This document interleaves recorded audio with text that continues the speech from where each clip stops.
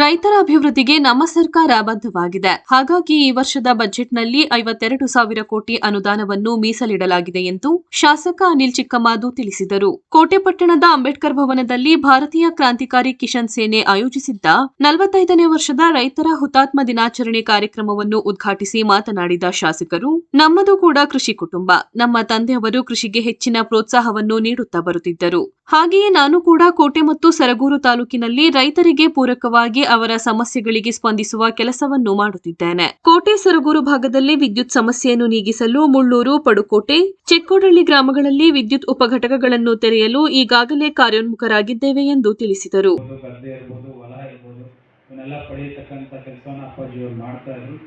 ಅಲ್ಲಿಂದ ಇಲ್ಲಿ ತನಕ ರೈತರ ಬಗ್ಗೆ ಬಹಳ ಪ್ರೀತಿ ವಿಶ್ವಾಸವನ್ನ ನಾವು ಹಿಂದಿಂದನೂ ಕೂಡ ನಾವು ಇಟ್ಕೊಂಡು ಬಂದಿದ್ದೀವಿ.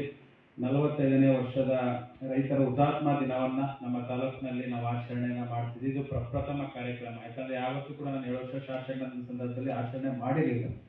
ಮೊದಲನೇ ಬಾರಿಗೆ ನಮ್ಮ ರಾಷ್ಟ್ರೀಯ ಅಧ್ಯಕ್ಷರು, ನಮ್ಮ ತಾಲೂಕು ಅಧ್ಯಕ್ಷರಾದ ಬೂದೂರು ಮಾದೇವಣ್ಣ ಅವರು ಬಹಳ ಕಷ್ಟಪಟ್ಟು ಒಂದು ತಿಂಗಳಾನ್ಗಟ್ಲೆ ಎಲ್ಲ ಗ್ರಾಮಗಳಿಗೆ ಹೋಗಿ ಬರಬೇಕು ಅಂತ ಅನ್ಕೊಂಡು, ಮಳೆ ಆಗಿರೋ ಕಾರಣದಿಂದ ಸ್ವಲ್ಪ ಕಡಿಮೆ ಆಗಿರ್ಬೋದು ಜನ, ಆದರೆ ನಮ್ಮ ತಾಲೂಕಿನಲ್ಲಿ ರೈತರ ಪರವಾಗಿ ಹೋರಾಟದ ಪರವಾಗಿ ನಾನು ಯಾವತ್ತೂ ಕೂಡ ಖಂಡಿತವಾಗಿ ಜೊತೆ ನಿಂತಿದ್ದೀನಿ, ಮುಂದೆನೂ ಕೂಡ ನಿಲ್ತೀನಿ ಅಂತ ಈ ಸಂದರ್ಭದಲ್ಲಿ ಇಷ್ಟಪಡ್ತೀನಿ. ರೈತರ ಹುತಾತ್ಮ ದಿನಾಚರಣೆಯನ್ನು ಬೈಕ್, ಟ್ರ್ಯಾಕ್ಟರ್ ಗಾಡಿಗಳ ಮೂಲಕ ಗದ್ದಿಗೆ ಸರ್ಕಲ್ನಿಂದ ಹ್ಯಾಂಡ್ ಪೋಸ್ಟ್ ವರೆಗೆ ರ್ಯಾಲಿ ನಡೆಸಲಾಯಿತು. ಭಾರತೀಯ ಕ್ರಾಂತಿಕಾರಿ ಕಿಸಾನ್ ಸೇನೆ ರೈತರ ಮಕ್ಕಳಿಗೆ ಉಚಿತ ಕಂಪ್ಯೂಟರ್ ತರಬೇತಿ, ಮಹಿಳೆಯರಿಗೆ ಟೈಲರಿಂಗ್ ತರಬೇತಿ ಕೇಂದ್ರವನ್ನು ರೈತರ ಸಮ್ಮುಖದಲ್ಲಿ ಉದ್ಘಾಟಿಸಲಾಯಿತು. ನಂತರ ಭಾರತೀಯ ಕ್ರಾಂತಿಕಾರಿ ಕಿಸಾನ್ ಸೇನೆಯ ರಾಷ್ಟ್ರೀಯ ಅಧ್ಯಕ್ಷ ಎಂಎನ್ ಕುಕನೂರ್, ಮಾಜಿ ಸಚಿವ ಶಿವಣ್ಣ ಹಾಗೂ ಹಿರಿಯ ಪತ್ರಕರ್ತ ಎಡತೊರೆ ಮಹೇಶ್ ಮಾತನಾಡಿದರು. ಕಾರ್ಯಕ್ರಮದಲ್ಲಿ ರೈತರು ಹಾಗೂ ಅಧಿಕಾರಿಗಳು, ಮುಖಂಡರು ಉಪಸ್ಥಿತರಿದ್ದರು.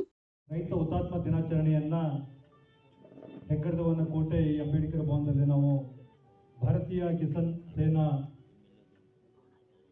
ವತಿಯಿಂದ ಆಚರಣೆಯನ್ನು ಮಾಡ್ತಾ ಇದ್ದೇವೆ. ತಾವೆಲ್ಲರೂ ಕೂಡ ಈ ಕಾರ್ಯಕ್ರಮಕ್ಕೆ ಬಂದಿದ್ದೀರಿ.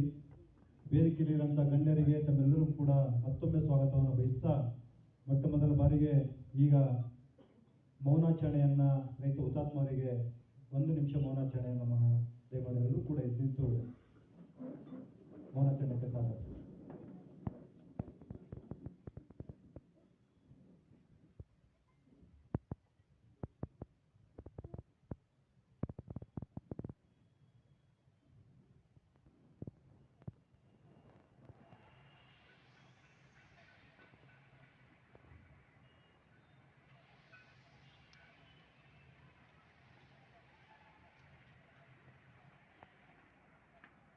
ಸಂತೋಷ ಪಡೋದೇನು ಅಂತ ಹೇಳಿದ್ರೆ, ಒಂದು ರೈತ ಸಂಘಟನೆಯಿಂದ ಹೆಣ್ಮಕ್ಳಿಗೆ ಟೈಲರಿಂಗ್ ಟ್ರೈನಿಂಗ್ ಕೊಡ್ತಕ್ಕಂಥದ್ದು, ಕಂಪ್ಯೂಟರ್ ಟ್ರೈನಿಂಗ್ ಕೊಡ್ತಕ್ಕಂಥದ್ದು ಬಹುಶಃ ಸರ್ಕಾರಗಳು ಮಾಡ್ಬೋದು ಬೇರೆ ಬೇರೆ ರೀತಿಯಲ್ಲಿ. ಆದರೆ ರೈತ ಸಂಘಟನೆ ಕಡೆಯಿಂದ ಮಾಡ್ತಾ ಇದ್ದಾರೆ ಅಂತ ಹೇಳಿದ್ರೆ ಇದಕ್ಕೆ ಎಷ್ಟು ಅವ್ರಿಗೆ ಗೌರವ ಸಲ್ಲಿಸೋದು ಸಾಲದು, ಮತ್ತು ಅವ್ರನ್ನ ತುಂಬ ಅಪ್ರಿಷಿಯೇಟ್ ಮಾಡೋಂಥದ್ದು ಕೂಡ ಸಾಲದು.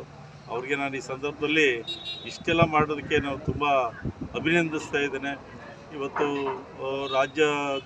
ರಾಜ್ಯದಿಂದ ಮತ್ತು ಜಿಲ್ಲೆಯಿಂದ, ತಾಲೂಕಿಂದ ಎಲ್ಲ ಬಂದು ರೈತರನ್ನ ಸಂಘಟನೆ ಮಾಡಬೇಕು, ಅವರ ನೋವು ನಿಲುವುಗಳಿಗೆ ಸ್ಪಂದಿಸಬೇಕು ಅಂತಕ್ಕಂಥ ನಿಟ್ಟಿನಲ್ಲಿ ಕೆಲಸ ಮಾಡ್ತಿರೋದಕ್ಕೆ ಎಲ್ಲ ಕಾಲಕ್ಕೂ ನನ್ನನ್ನು ಕೂಡ ಅಭಿಮಾನವಾಗಿ ಕರೆದಿದ್ದಾರೆ. ನಾನು ಸಂಪೂರ್ಣವಾಗಿ ಈ ರೈತ ಸಂಘಟನೆಗೆ ಎಲ್ಲ ಸಂದರ್ಭದಲ್ಲೂ ಬೆಂಬಲ ಕೊಡ್ತೀನಿ ಅಂತಕ್ಕಂಥ ಮಾತನ್ನು ಹೇಳಿ ಧನ್ಯವಾದ ಹೇಳಕ್ಕೆ ಇಷ್ಟಪಡ್ತಾ ಇದ್ದೀನಿ. ಧನ್ಯವಾದಗಳು.